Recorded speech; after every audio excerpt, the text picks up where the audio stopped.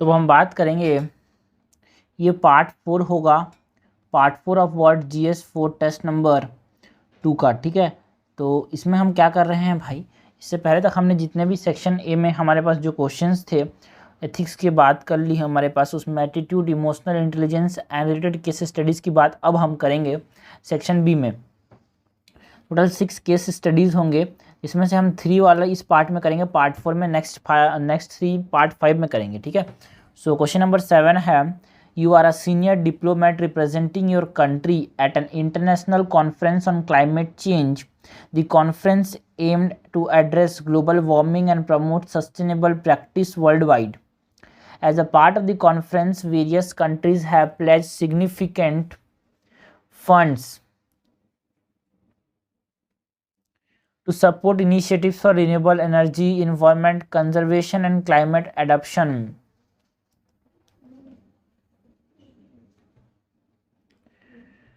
During the conference, you discovered that one of the countries pledging a substantial amount of fund has allegedly involved in unethical practice, indulging human rights violation and environmental exploitation within its own borders.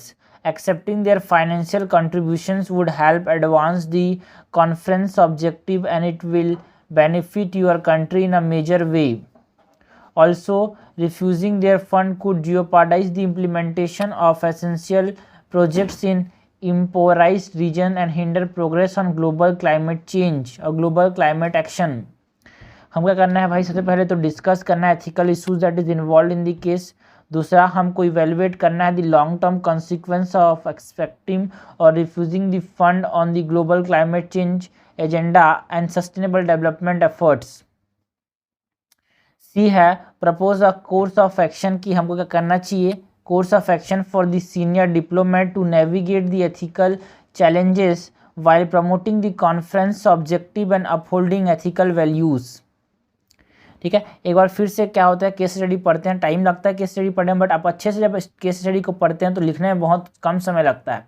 You are a senior diplomat representing your country at an international conference on climate change. The conference aimed at address global warming and promote sustainable practice worldwide. As a part of the conference, various countries have pledged significant funds to support initiatives for renewable energy, for environmental conservation, and for climate adaptation in developing nations. During the conference, you discovered that one of the countries pledging a substantial amount of fund has been allegedly involved in unethical practice, including human rights violation and environmental exploitation within its borders. Accepting their financial contribution would help advance the conference objective and it will benefit your country in a major way. Also, refusing their fund could jeopardize the implementation of essential projects in the impoverished region and hinder the progress on a global climate action. हमको 3 चीज़ें यहाँ पे हमको बतानी है। पहला है, हमको यहाँ पे जो एथिकल इश्यूज इन्वॉल्व है उसके बारे में हमको बताना है। सेकंड, हमको बताना है about the long term consequences of accepting और refusing the fund on the global climate change agenda and substantial development efforts. C है, प्रपोज करना है एक course of action for senior diplomat to navigate the ethical challenges while promoting the conference objectives and upholding ethical values. So यहाँ पे तो वही approach को मैं उतना मानता नहीं हूँ कि केस स्टडीज़ में ज़रूरत पड़ती है, बिकॉज यहाँ पे तो आपसे पूछा गया डायरेक्ट है ना। इससे पहले हम बताएंगे अबाउट द इंट्रोडक्शन। ठीक है, इंट्रोडक्शन में मैं इंट्रोड्यूस करूँगा इन द केस, थोड़ा सा ब्रीफ में बताऊँगा भाई हमारे पास केस में क्या है भाई। इस केस में major in the given case study हमारे पास एक चीज़, अनएथिकल कंट्री जो है ना, accepting funds from the unethical country would help in addressing the climate change and also benefit the senior diplomats country in a major way. एक तरफ ये है कि आप पैसा ले लो तो ठीक है, बट दूसरी तरफ क्या है, जो मॉरल इम्परेटिव है to uphold ethical value such as, जो वो पैसा दे रहा है वो ह्यूमन राइट वायलेशन से दे रहा है, इन्वायरमेंटल डिग्रेड करके दे रहा है, तो उस तरह से हमारे पास एक तरह से यहाँ भी मॉरल वैल्यूज़ इन्वॉल्व हैं। ठीक है, सो देखो 20 मार्क का होता है, तो थोड़ा सा यहाँ पे हमको अच्छे से लिखना है। ठीक है, तो थोड़ा सा उस हिसाब से हमको लिखेंगे, थोड़ा सा भी हम बताएंगे। In the given case study accepting funds from an unethical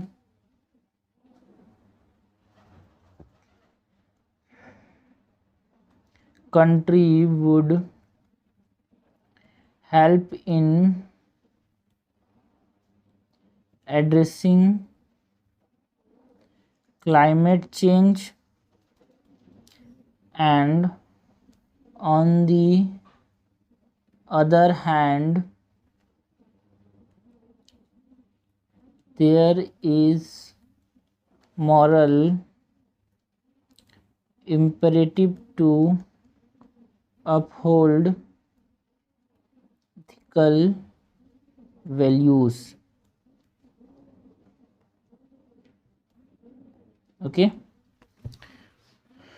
now हम बात करेंगे अबाउट पहला कि एक कि हमसे क्या पूछा गया है, जो एथिकल इश्यूज यहाँ पे इन्वॉल्व हैं उसके बारे में हम बात करेंगे। एथिकल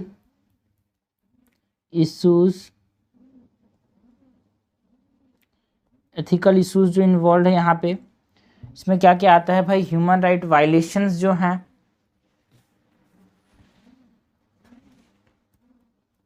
वो एक एथिकल इशू है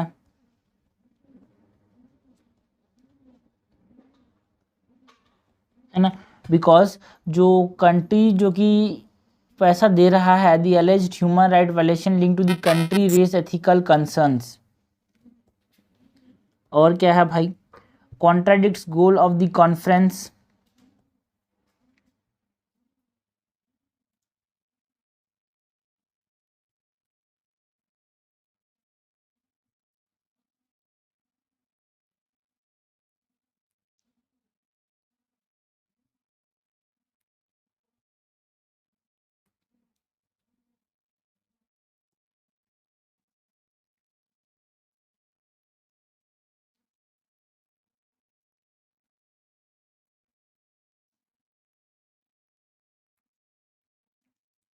और क्या है? देखो इसको हम इस प्रकार से लिख सकते हैं यहाँ पे, एथिकल इश्यूज इन्वॉल्व क्या क्या है? The alleged human rights violations linked to the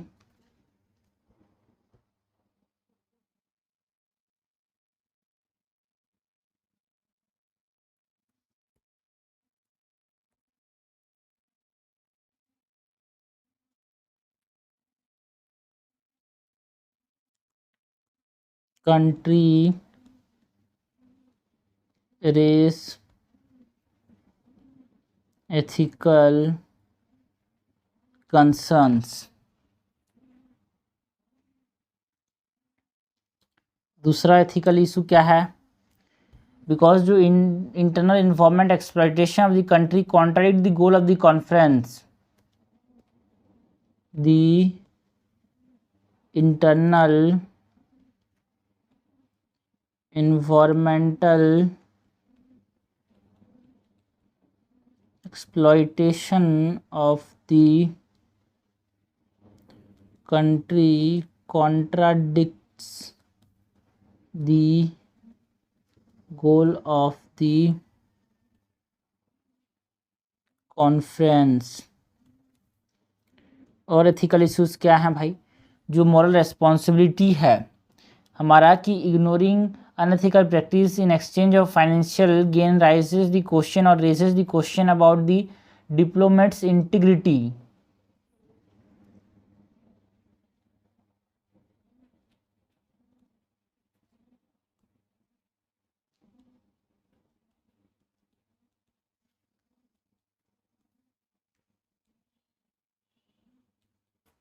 ignoring unethical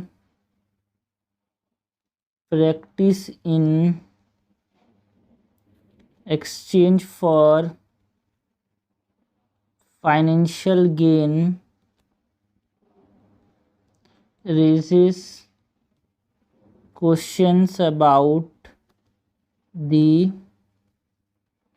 diplomat's integrity. और एथिकल इश्यूज क्या है? बैलेंसिंग प्रायोरिटीज, है ना। कैसे भाई? अगर हम केयरफुली कंसिडरेशन करें, should be made in balancing the short term benefits for the senior diplomat country with the long term consequences for the global climate change. हमको मतलब हमको बहुत ध्यान से प्रायोरिटीज़ को ध्यान में रख के डिसीजन लेना चाहिए कि उनसे पैसा ले कि ना लें, बिकॉज अगर जो सीनियर डिप्लोमेट है उसने शॉर्ट टर्म के लिए, शॉर्ट टर्म बेनिफिट्स के लिए पैसा ले लिया, तो लॉन्ग टर्म जो कॉन्सिक्वेंसेस होंगे ग्लोबल क्लाइमेट चेंज के, वो बहुत ही हावी पड़ सकते हैं भाई। So careful consideration should be made in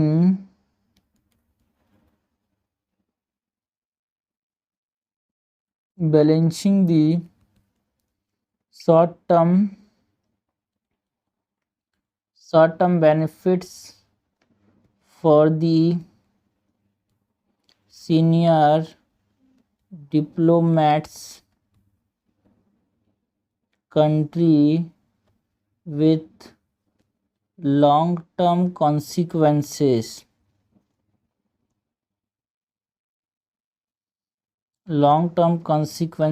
for global climate change. तो हमारे पास मेनली 4 एथिकल डायलेमास हैं भाई यहाँ पे, है ना। एक तो हमारे पास ह्यूमन राइट वायलेशन वाला हो गया, contradict the goals of conference, ये हो गया। तीसरा है हमारे पास मॉरल रिस्पॉन्सिबिलिटी बनता है कि भाई हम क्या करें, जो अनएथिकल प्रैक्टिस है उसको, है ना, हमारे पास उसको अनदेखा ना करें। और चौथा है हमारे पास बैलेंसिंग प्रायोरिटीज़ की, हमको शॉर्ट टर्म गेन्स चाहिए कि long term global climate change को हमको क्या करना है, ध्यान देना है। इस पर हमारे पास बात हो चुकी है। So ethical issues involve is done. Now second हमको बात करनी है about the long term consequences of accepting और रिफ्यूजिंग द फंड। ठीक है, तो एक्सेप्ट होने से क्या क्या फ़ायदे हैं, क्या क्या नुकसान है, उसके बारे में बात करेंगे। रिफ्यूज़ करने से क्या क्या फ़ायदे हैं, क्या क्या नुकसान है, उसके बारे में हम बताएंगे। ठीक है, दोनों को बताएंगे, टेबलर फॉर्म में करेंगे तो मज़ा भी आएगा, आपको समझना कैसे करना है। ठीक है, सो बी में यहाँ पे मैं कर रहा हूँ।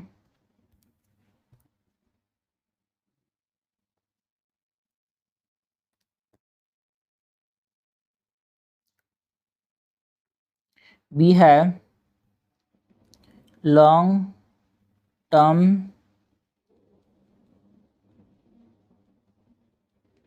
consequence of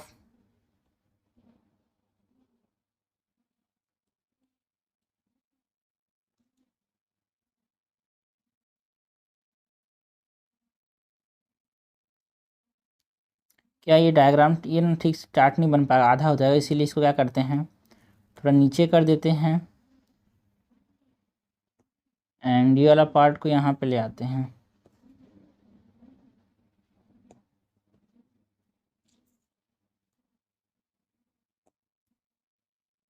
ओके, नाउ यहाँ से हम स्टार्ट करेंगे।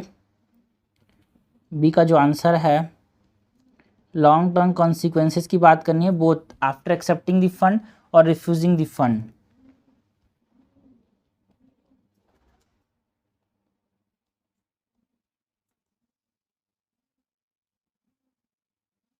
Long term consequences of accepting the funds. ठीक है, तो हम बात करेंगे वो positive consequences and negative consequences.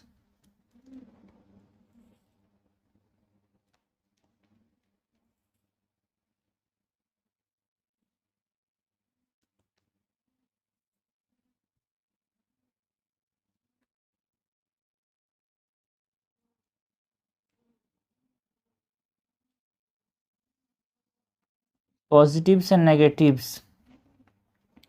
Positives में क्या क्या है भाई, हम अगर फंड को एक्सेप्ट कर लेते हैं तो फाइनेंशियल रिसोर्स मिलेगा हमको।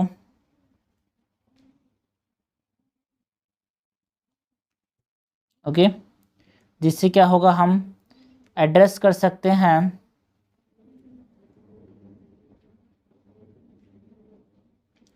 environmental challenges को in long run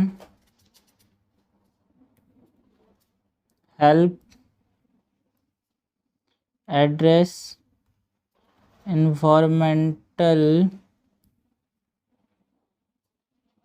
challenges in long run.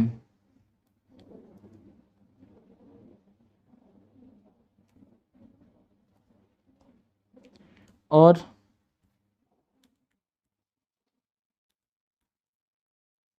Global collaboration होगा। ग्लोबल कोलैबोरेशन कैसे होगा? Because accepting the fund can foster global collaboration and cooperation in tackling climate change.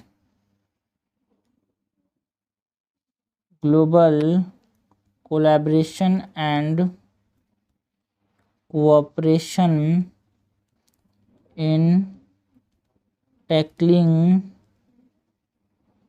Climate change.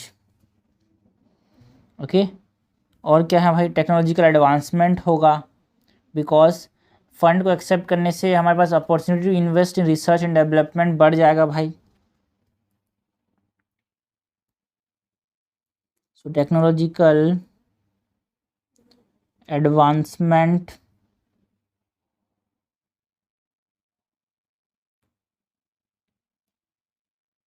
Due to investment in research and development. Okay, so ये सब positives हो गए भाई। Negatives क्या क्या हैं? अगर हमने फंड को एक्सेप्ट कर लिया, सो क्रेडिबिलिटी एंड लेजिटिमेसी जो है वो क्वेश्चन में आएगा। It undermines the conference credibility and legitimacy. It undermines the conference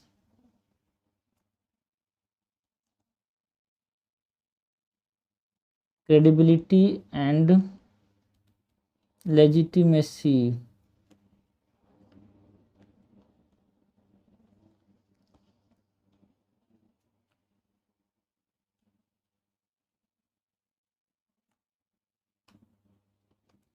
okay, and also it will normalise the unethical behaviour. मतलब जो अनएथिकल बिहेवियर है जिससे वो इन्वायरमेंटल डिग्रेडेशन कर रहा है, इसको नॉर्मलाइज कर देगा यार। अगर हमने इसको ले लिया पैसे को तो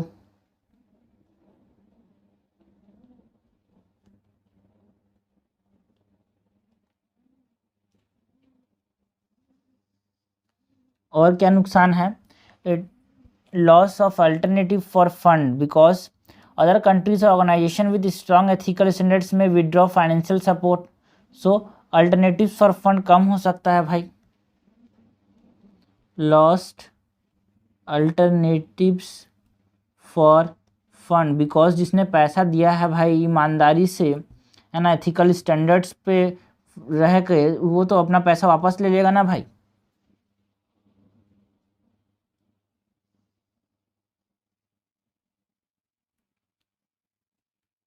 तो यहाँ पे लिखते हैं other countries with stronger ethical standards में withdraw financial support.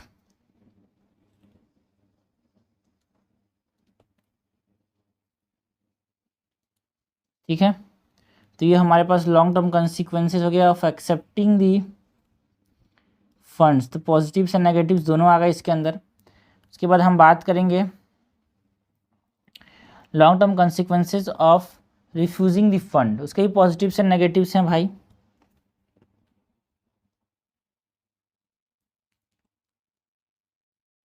Long term consequences of refusing the funds।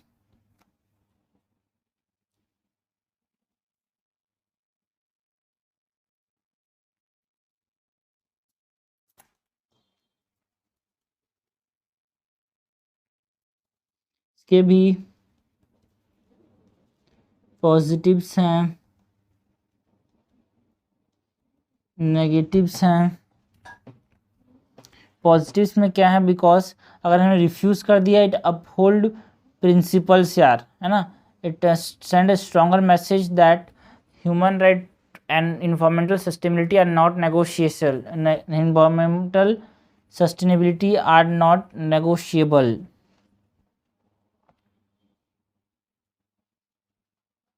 Upholding principles send a strong message that human rights and environmental sustainability are non-negotiable, and it will also preserve the integrity.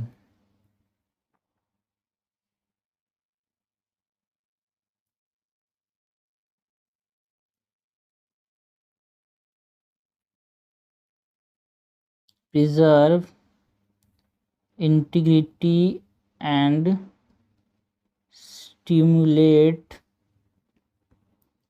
local innovation and self-reliance.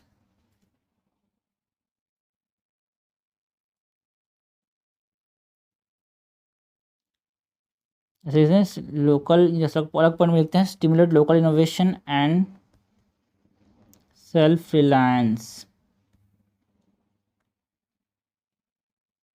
ये सब positives हैं भाई, deny करने के, refuse करने के, but कुछ नुकसान भी हो सकते हैं। जो प्रोजेक्ट डिले है ना, जो प्रोजेक्ट्स जिससे हमारे पास जो इम्प्रोवाइज रीजन में हम जो फंड से हम बनाने वाले हैं वो डिले हो सकता है। Okay, delay in the implementing essential projects in improvise reason.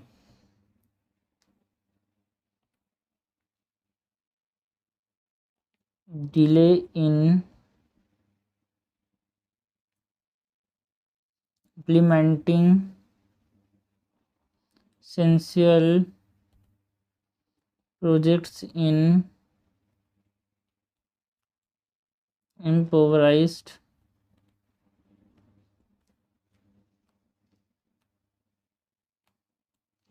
और क्या हो सकता है भाई, जो डिप्लोमेटिक रिलेशन है, जिस कंट्री से हम फंड रिफ्यूज़ कर रहे हैं उसके डिप्लोमेटिक रिलेशन में स्ट्रेन आ सकता है।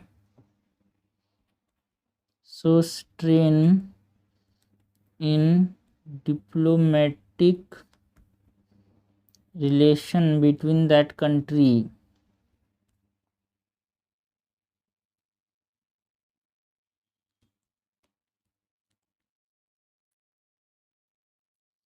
और क्या हो सकता है, missed opportunities for influence, because अगर हमने फंड को रिफ्यूज़ कर दिया, it will limit our ability to exert influence and advocate a positive change within the country's practice.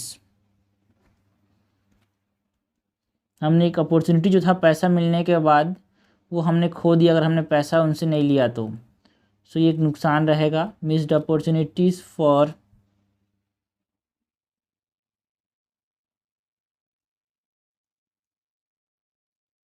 Influence और limit the ability to exert influence and advocate a positive change। ऐसे लिखते हैं, limit the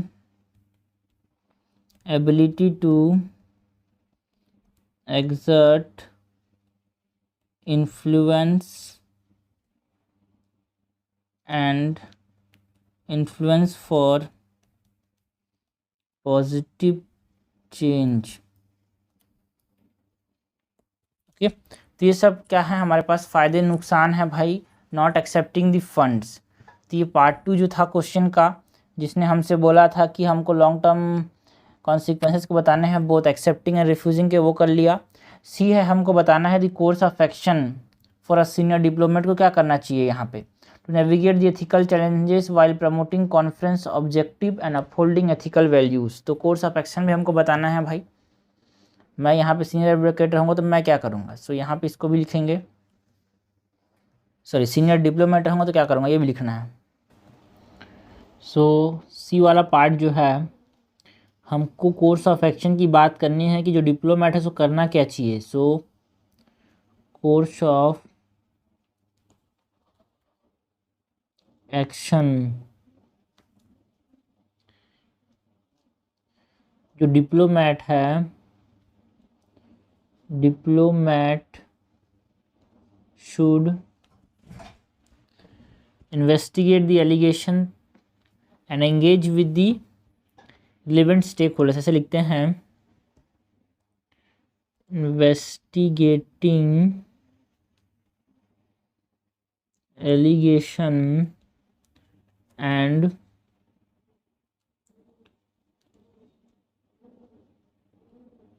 engage with relevant stakeholders to tackle the present situation। इसके बाद जो conditional acceptance है, मतलब जो fund can be accepted on the condition that the donor country agrees to rectify the human right violation and stop environmental exploitation.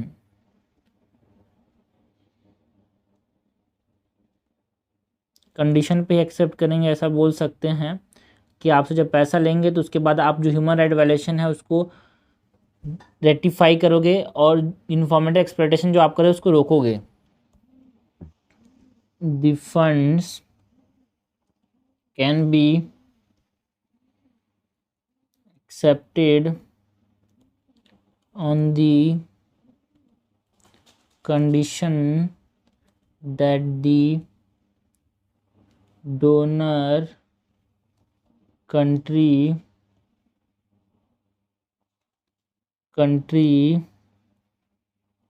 agrees to rectify the human rights violation and stop environmental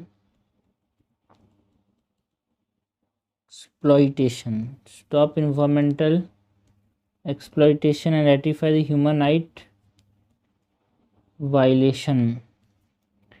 और क्या कर सकते हैं उसके बाद, transparency ensure करेंगे भाई, transparency in discussion, because ensuring transparency in decision making process and communicate the reason behind accepting और refusing the fund to all stake holders.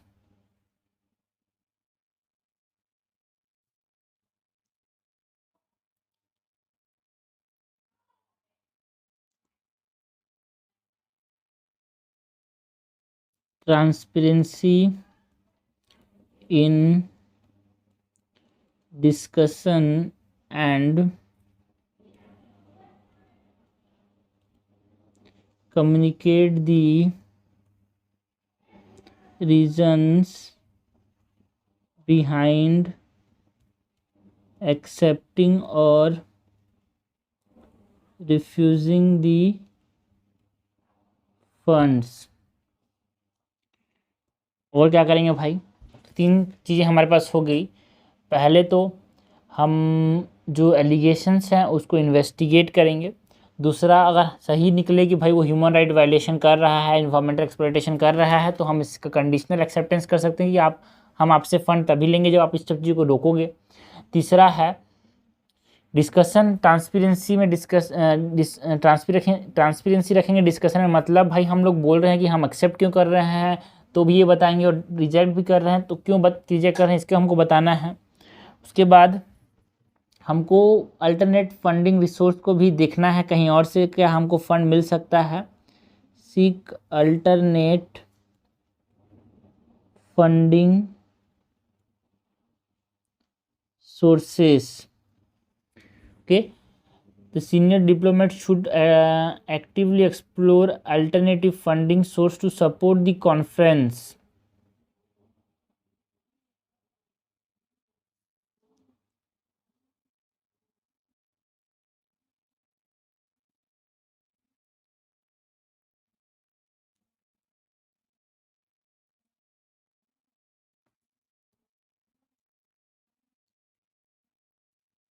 Last में कंक्लूड करेंगे मेंशनिंग दैट जो सीनियर डिप्लोमेट है it must prioritise their ethical values, human rights and environmental sustainability throughout the decision making process. The senior diplomat must prioritize ethical values, human rights and environmental sustainability throughout the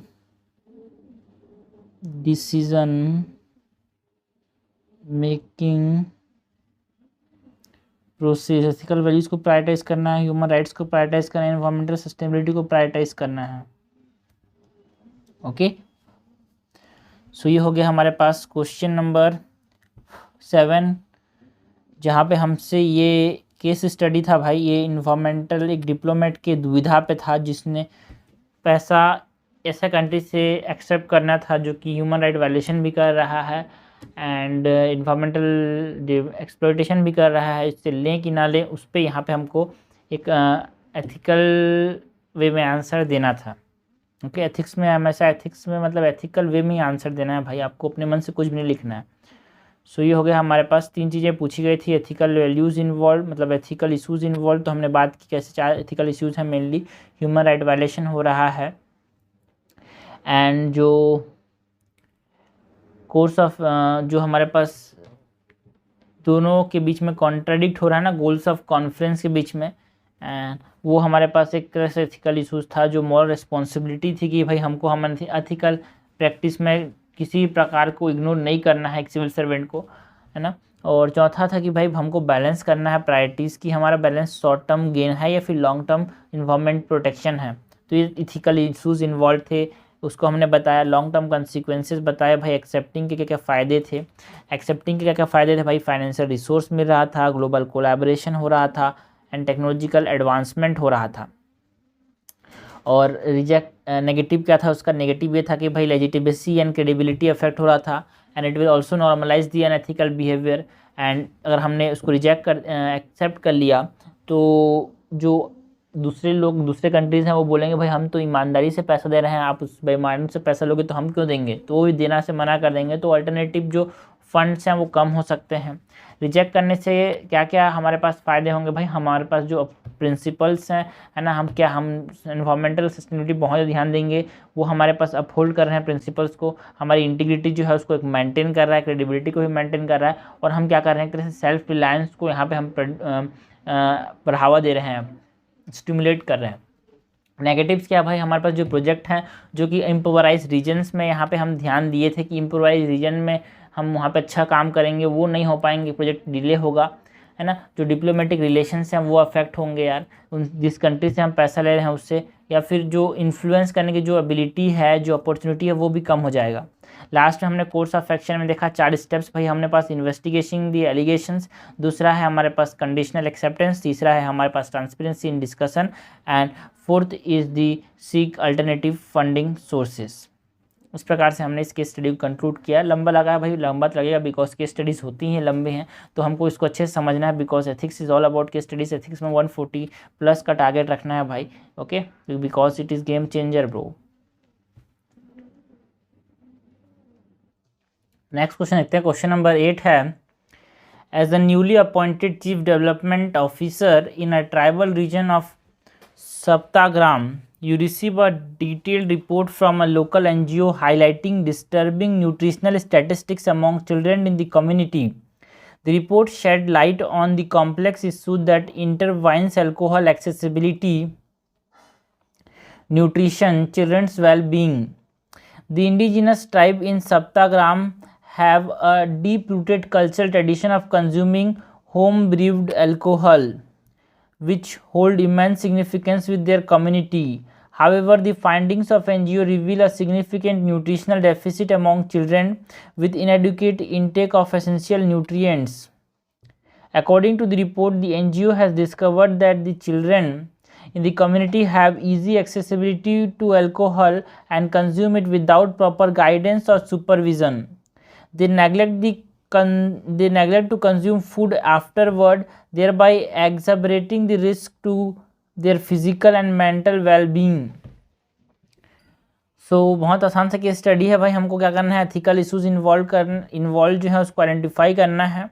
identify the ethical issues involve be है. Which specific steps will you initiate to ameliorate the condition of children of the region and to improve the overall health condition in the region. क्या क्या steps लूँगा जिससे जो children की condition है वो ठीक होगा एंड हेल्थ कंडीशन जो है वो इम्प्रूव होगा. सी है, हमको बताना है about the merits and demerits of banning alcohol breed alcohol, मतलब होम ब्रीड अल्कोहल. जो घर में जो दारू बनाया था उसको अगर हमने बंद कर दिया तो क्या क्या फ़ायदे होंगे, कुछ नुकसान भी हैं, उसको हमको बताना है.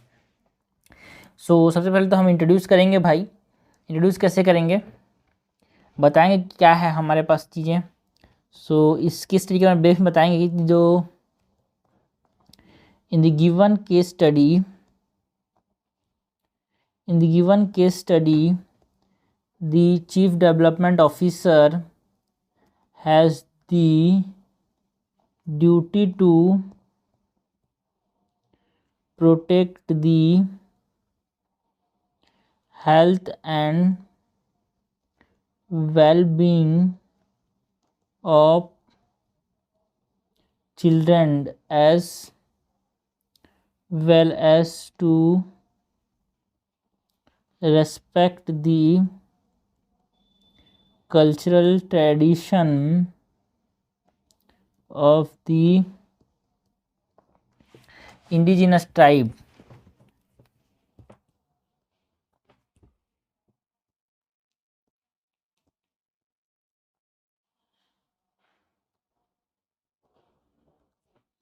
Cultural tradition, health and well being. Okay, so ये सब इंट्रोडक्शन हो गया. नाउ हम बात करेंगे about the ethical issues involve. यहाँ पे कौन कौन से एथिकल इश्यूज हैं इन्वॉल्व, उसके बारे में बात करेंगे.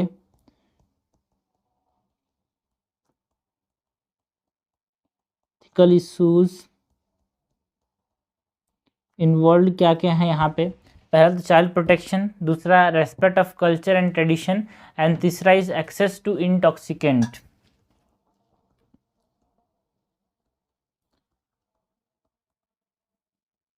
Because there is a need to protect the children from the harmful effect of alcohol, both physical and mental.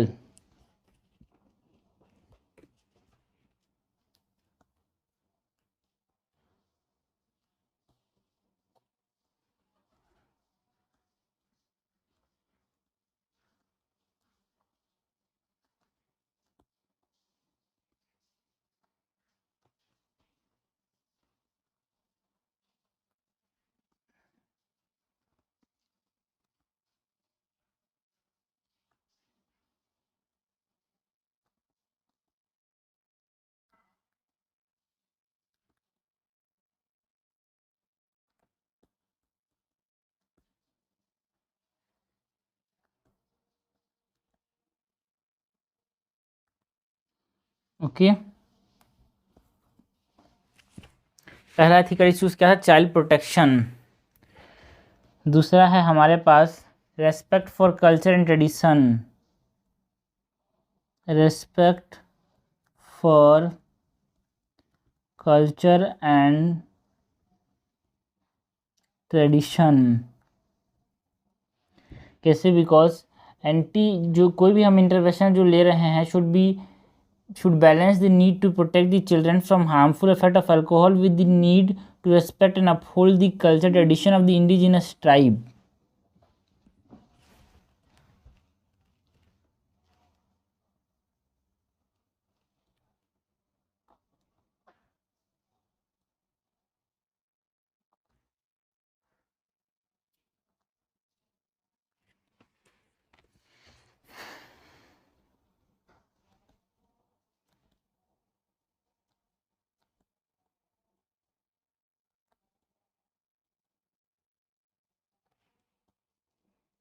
Protect children from the alcohol and also uphold cultural tradition of indigenous tribe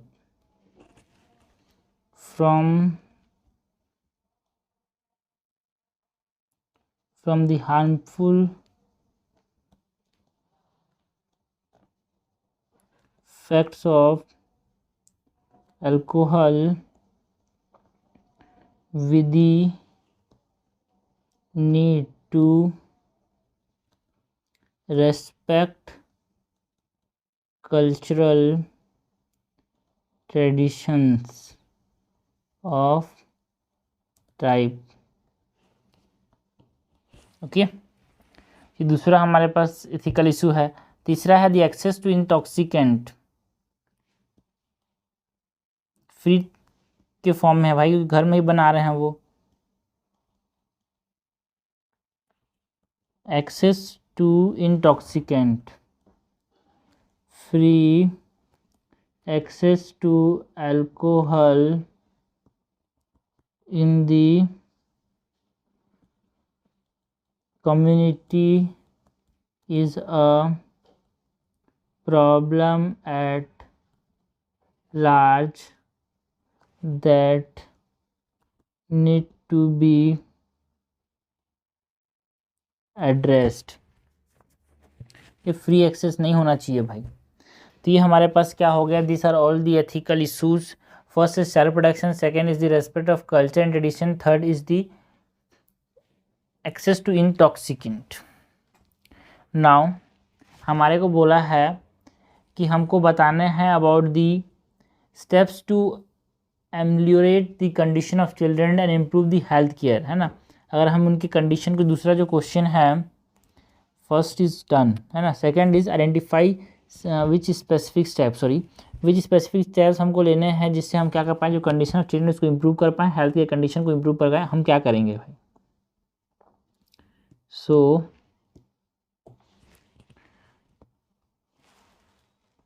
B का answer है steps to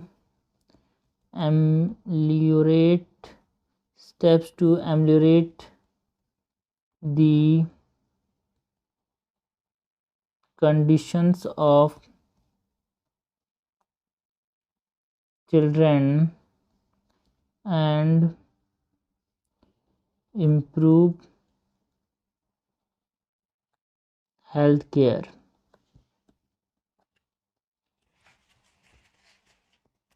पहला है हम क्या करना चाहिए, conduct need assessment. हमको क्या करना चाहिए भाई, उनकी लोगों की ज़रूरत क्या है उसको हमारे पास आइडेंटिफाई करना चाहिए, इसकी स्पेसिफिक नीड्स जो है उनको हमको करना चाहिए, पता करना चाहिए। सो कंडक्ट हम ये स्टेप्स लूँगा भाई, लेंगे हम। कंडक्ट अ नीड असेसमेंट, उनको क्या क्या चीज़ों की कमी है, क्या क्या चीज़ें उनको चाहिए, इसको पहले तो हम असेसमेंट करेंगे। Conduct a need assessment and it will help in identifying the specific need of children in the community, okay, and plan intervention accordingly.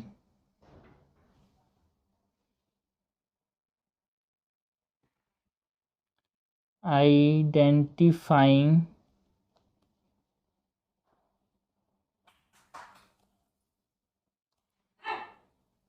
needs of children and plan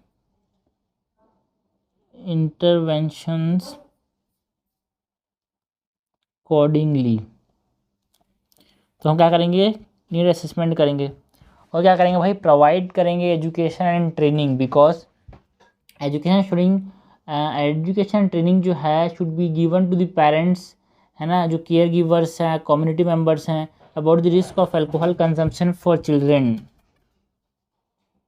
education and training should be given to parents, caregivers and community members about the risk of alcohol consumption for children. Education and training देने चाहिए। Okay, किसको, parents को, care givers को, community members को। और क्या करेंगे भाई, हम प्रोवाइड करेंगे दी एक्सेस टू न्यूट्रिशन, की हाँ कमी तो है, कमी को पता कर लेंगे, so we will provide the access to nutritious food. कैसे, through school feeding programme, food distribution programme and other initiatives. provide access to nutritious food through school feeding programs, food distribution programs, etc.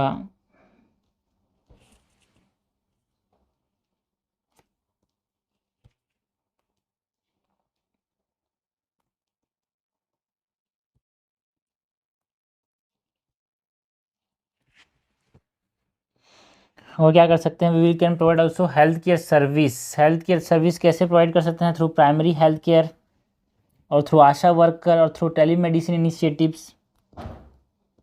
तो nutritious food दे दिया हमने health care दे दिया, health care services through primary health centres,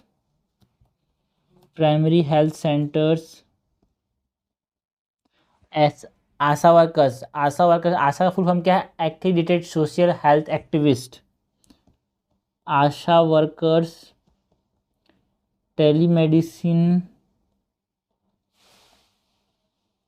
initiatives etcetera. Okay, और क्या करेंगे भाई, हम काम कर सकते हैं with the community to address the nutritional deficit and also alcohol related issues को हम यहाँ पे अब क्या कर सकते हैं, यहाँ पे इंटरवेंशन कर सकते हैं, इनको एड्रेस कर सकते हैं। Okay, so work with the community, engage them in designing and implementing intervention to address nutritional deficit and alcohol related issues.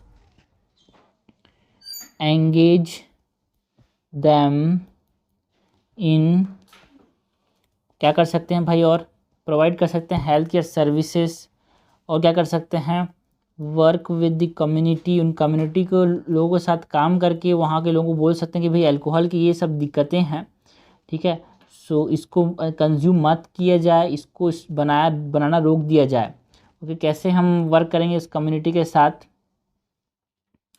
By engaging them, engage them in designing and implementing interventions to address nutritional deficit and alcohol related issues।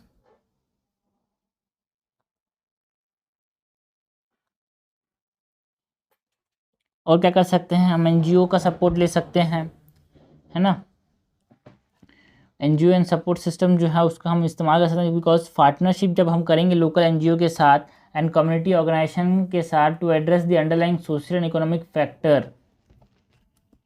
Okay, foster partnership with local NGOs and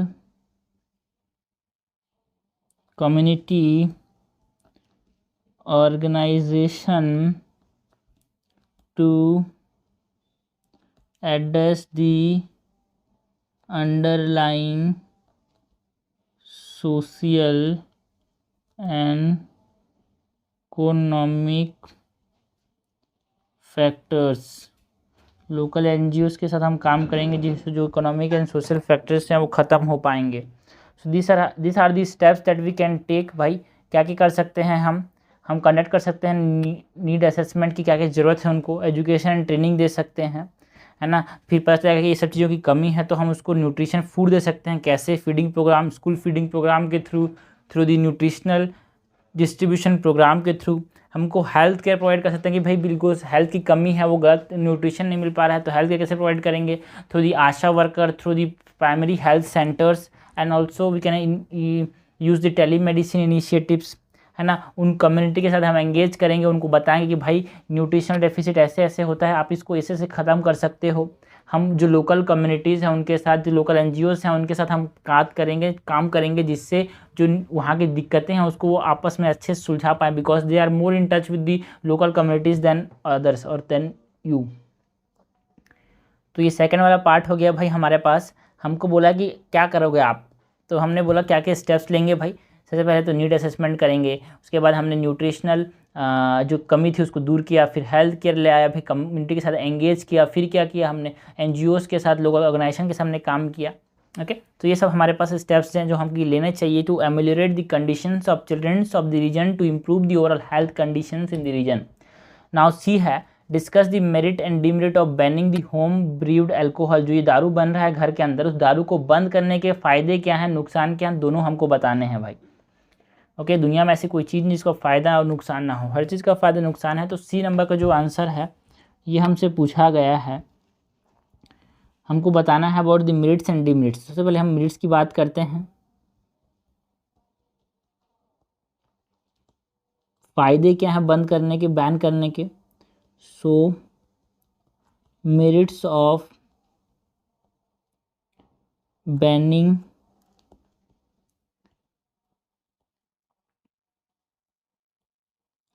home brewed alcohol.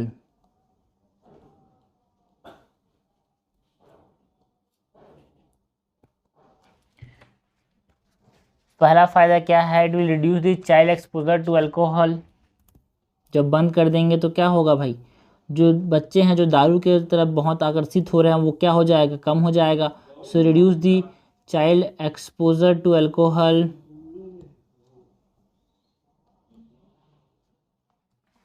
और क्या करेगा भाई, child exposure to alcohol को कम करेगा. And health improvement होगा. Health improvement कैसे होगा, health improvement because health improved among children or health improvement among the children because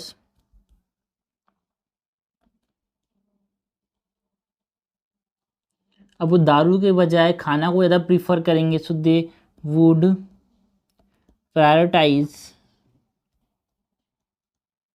prioritise consuming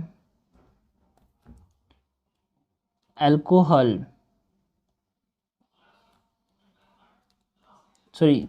prioritise consuming food over alcohol.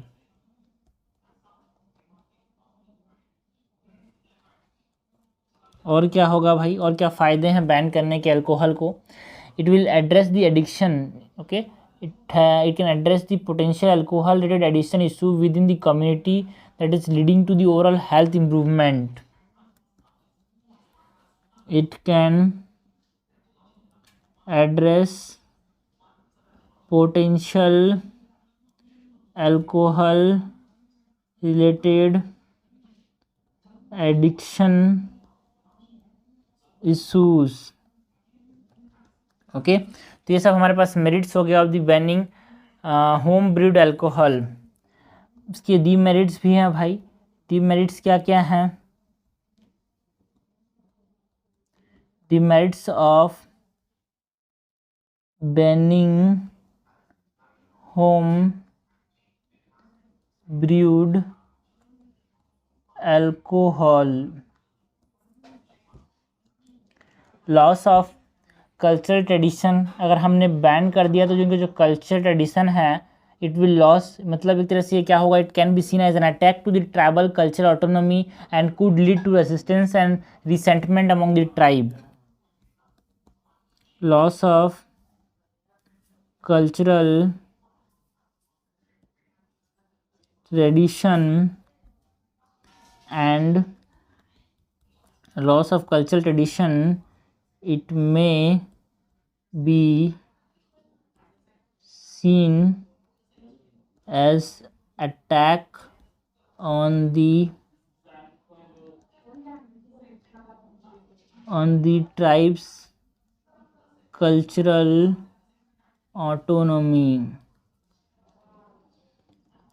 और क्या नुकसान है भाई बैन करने के होम ब्रीड अल्कोहल का? Because increase illegal alcohol trade, because हमने prohibit कर दिया तो इलीगल अल्कोहल ट्रेड जो होगा वो बढ़ जाएगा। It could also more accessible to children and lead to increase crime and health issues. Increase illegal alcohol trade and could make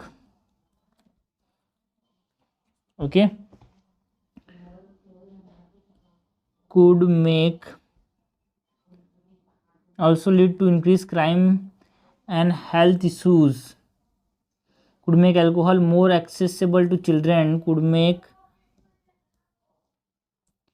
alcohol more accessible to children and also lead to increased crime and health issues। इसको ऐसे लिखते हैं है ना, also lead to increased crime। एक काम करते हैं ये शॉर्ट में ले लेते हैं भाई, it can also lead to increase illegal alcohol trade. ठीक है, ban on alcohol may disrupt social dynamics and community cohesion को ख़त्म कर देगा, सोशल डायनामिक्स ख़त्म कर देगा। ओके, सो कंक्लूड करेंगे by mentioning about what, conclude करेंगे by mentioning that, okay, conclude कैसे करेंगे, that exploring the balance strategies that preserve the culture heritage while ensuring children's well-being should be considered while prohibiting home brewed alcohol। जब हम home brewed alcohol को protect कर रहे हैं तो हमको ध्यान देना है कि जो उनका कल्चर हेरिटेज है उसको भी हम प्रिजर्व रखें, साथ ही साथ जो चिल्ड्रन है उनके वेलबींग को, उनके स्वास्थ्य को भी ध्यान रखते हुए हमको डिसीजन लेना है। So exploring balanced strategy that preserves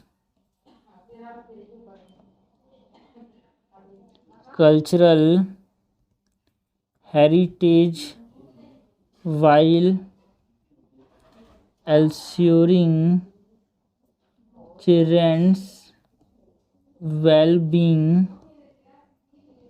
should be considered while prohibiting home brewed alcohol.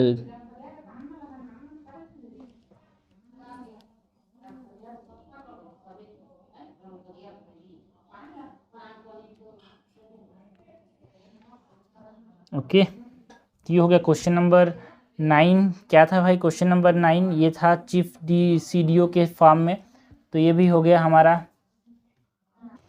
Question number 9 देखते हैं। क्वेश्चन नंबर 9 क्या है, Mr. Prabhat, a seasoned professional, assumed the role of vice president in XYZ Corporation, a profit-focused company with a history of success.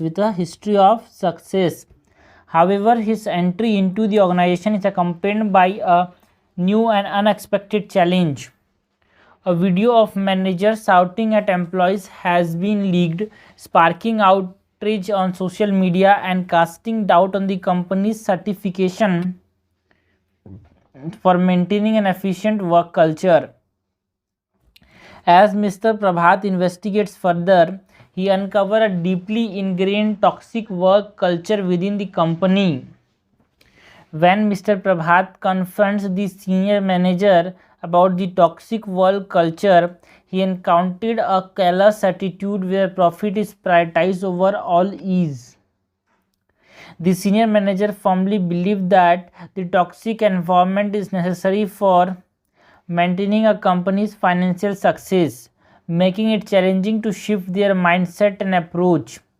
In the meanwhile, the public backlash intensified as individuals on social media expressed their anger and skepticism about the company's certification. Discuss the ethical issues involved in the case. पहला question A, what Mr. Prabhat की responsibility in this case? What is the course of action Mr. Prabhat should take in order to manage their issues? तो वही है भाई। सबसे पहले हम क्या करेंगे, तरह से इंट्रोडक्शन में हम बताएंगे ब्रीफली अबाउट दी इशू क्या है भाई। So this scenario raises question about the ethical responsibilities of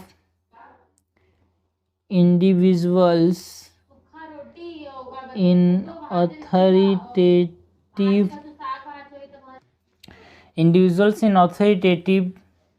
positions and the challenge they face. Authoritative positions and the challenges they face, and the challenges they face when attempting to address systemic issues within an organization.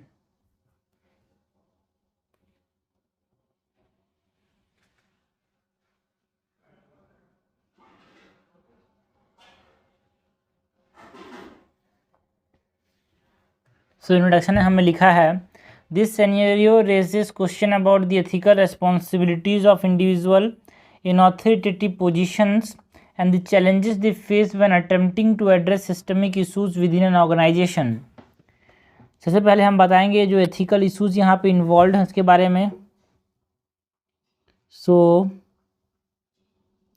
Ethical issues involve कौन कौन से हैं भाई. पहला तो जो unethical work culture यहाँ पे है, जो टॉक्सिक वर्क कल्चर है उसके बारे में, उससे क्या होता है, मेंटल हेल्थ अफेक्ट होता है, जो एम्प्लॉय का जो वेलबींग है वो अफेक्ट होता है. So unethical work culture, the existence of a toxic work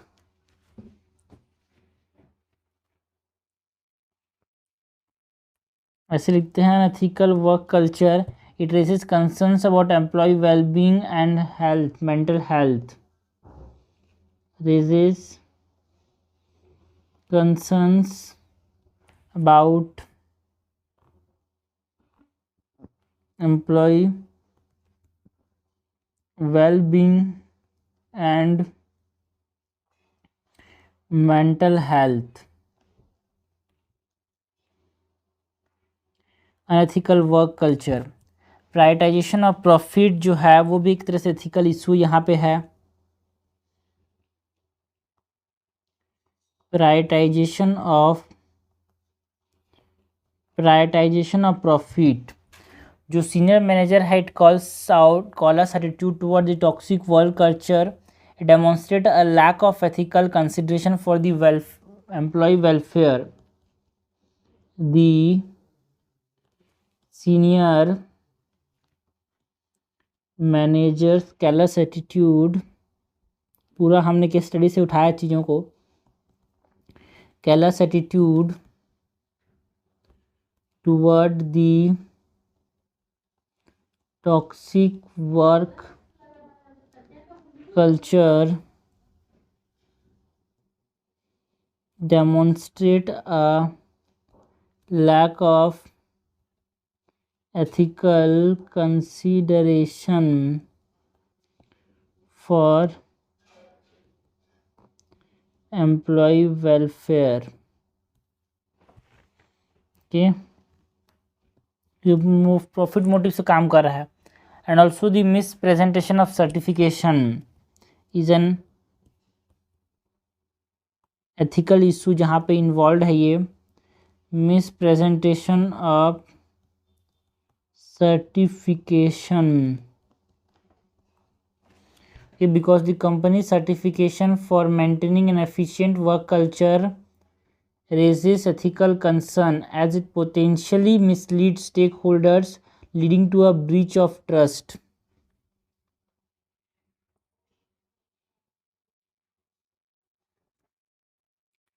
It potentially mislead stakeholders, leading to a breach of trust. तो ये हमारे पास क्या होगा, ethical issues involve is unethical work culture, है ना. हमारे पास prioritization of profit and misrepresentation of certification, ये हमारे पास एथिकल इशूज इन्वॉल्व हैं. और जो की रिस्पॉन्सिबिलिटीज़ है, फर्स्ट पार्ट तो हो गया हमारे पास एथिकल इशूज इन्वॉल्व की हमने बात कर ली. Second is the responsibilities of Prabhat, उसकी बात करते हैं. की रिस्पॉन्सिबिलिटीज़ ऑफ मिस्टर प्रभात क्या क्या होगा यहाँ पे.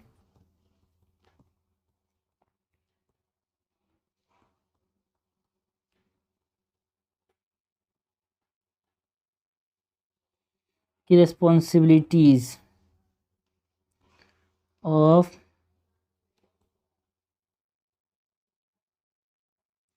मिस्टर प्रभात. पहला तो जो एथिकल लीडरशिप को यहाँ पे इनको मेंटेन रखना है, मतलब इनको एथिकल वैल्यूज़ को प्रमोट करना है within the organisation. And also he must prioritise the employee wellbeing and advocate for a positive work culture. जो है टॉक्सिक वर्क कल्चर उसके छोड़ के इनको पॉजिटिव वर्क कल्चर की तरफ जाना ज़रूरी है भाई. तो ये सब चीज़ों को करना चाहिए मिस्टर प्रभात को. एथिकल लीडरशिप शो करना चाहिए. एथिकल लीडरशिप कैसे,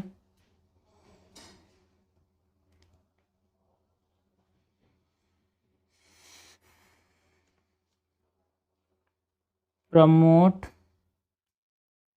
ethical values within the organization and must prioritize employee well-being. Okay, ethical leadership and transparency and accountability को रिप्रेजेंट करना चाहिए मिस्टर प्रभात को. सो transparency and accountability.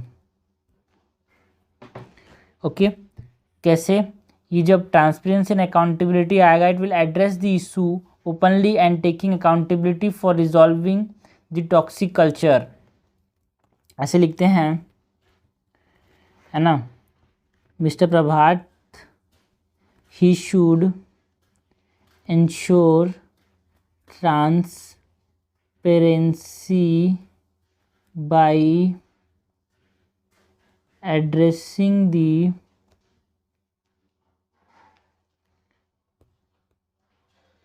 issue openly and taking accountability for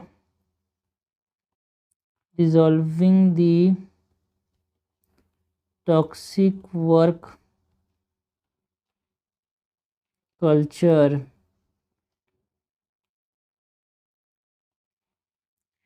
and also जो stake holders के engagement है सबको अच्छे से एंगेज करना चाहिए। He should engage with employees, senior managers and external stakeholders to gather perspective, address concern and implement necessary change.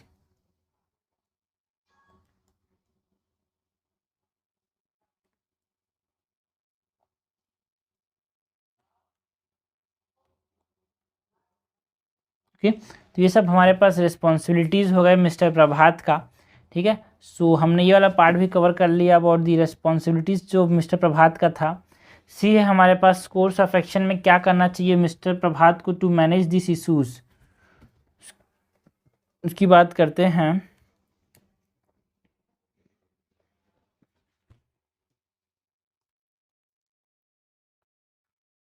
Course of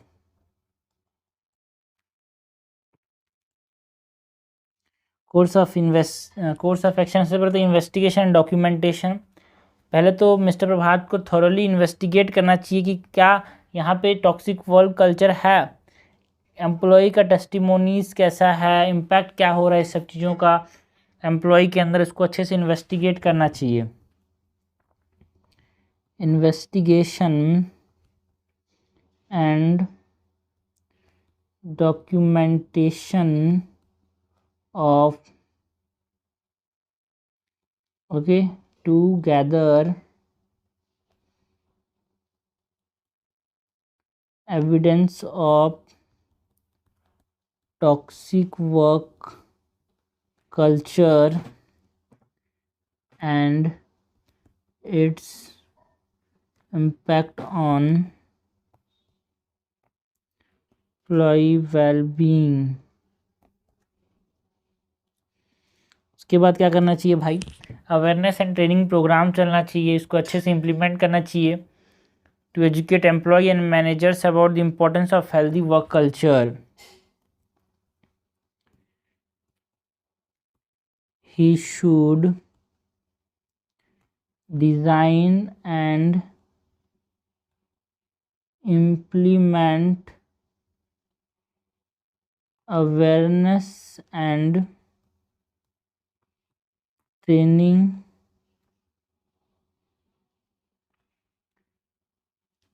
programs to educate employees and managers about the importance of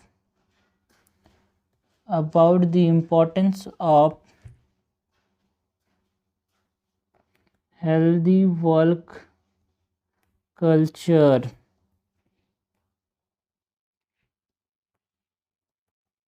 और क्या करना चाहिए भाई, इनको policy revisions करना चाहिए।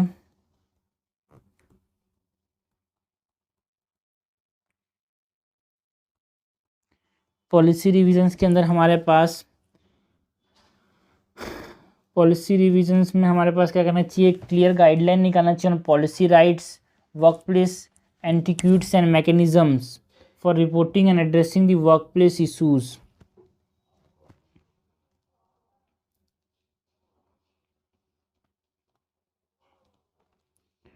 Policy revision to include clear guidelines on employee rights, workplace etiquettes, and mechanism for reporting and addressing workplace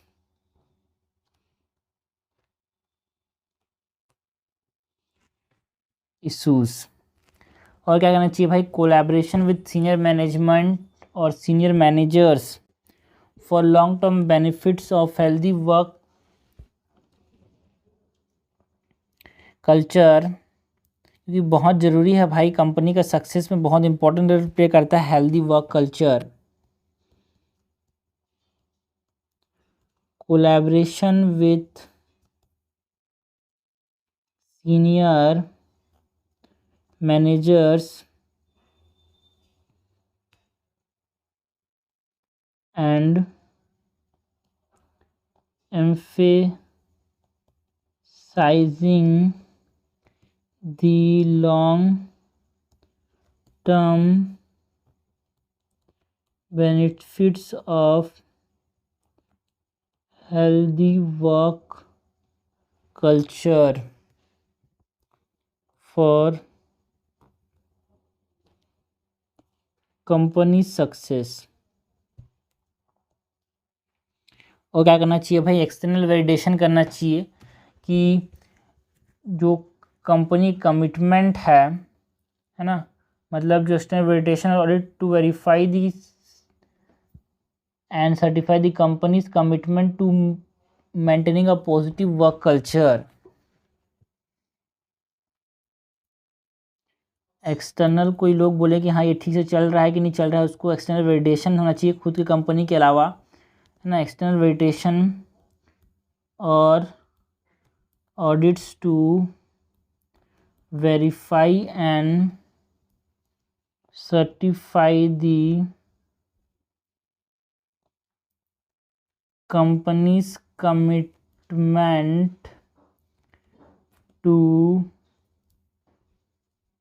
maintaining a positive work culture. Last में हम कंक्लूड करेंगे by mentioning about it is important to maintain integrity and ethical values even in the pursuit of financial success. It is important to maintain integrity and ethical values even in the pursuit of financial success. Okay, तो हमने क्या किया भाई, course of action में investigation documentation किया, implement किया awareness training programmes, policy revision किया जिससे हमारे पास वर्क प्लेस एटिक्यूट्स जो है, जो गाइडलाइंस जो है एम्प्लॉय राइट्स के ऊपर, वो सब मेंटेन रखने के लिए. कोलैबोरेशन किया with senior managers, external validation किया, एंड इट इज़ ऑल्सो जरूरी कि हम मेंटेन करें इंटीग्रिटी. तो ये हमारा हो गया क्वेश्चन नंबर 9. ठीक है ना. तो हमने बात किया about the course of action. Course of action में हमने फिर से बात कर लेते हैं भाई. कोर्स ऑफ एक्शन में क्या क्या, investigation documentation, awareness and training. Okay, investigation and documentation, awareness and training, policy revisions और collaboration with senior managers and last में एक्सटर्नल वैलिडेशन जो कि बहुत ज़रूरी है ना, वो किया. तो ये कोर्स ऑफ एक्शन हो गया जो डॉक्टर मिस्टर प्रभात को फॉलो करना चाहिए.